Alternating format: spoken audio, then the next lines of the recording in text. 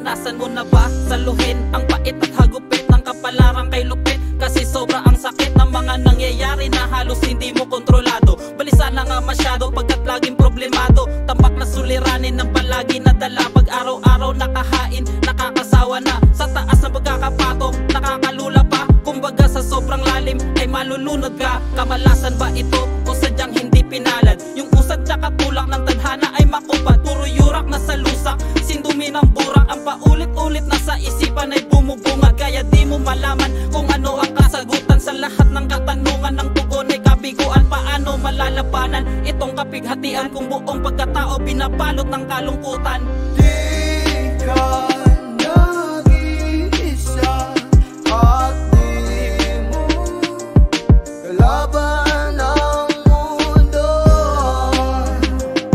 Yan ay totoo, tandaan mo na andito lang ako.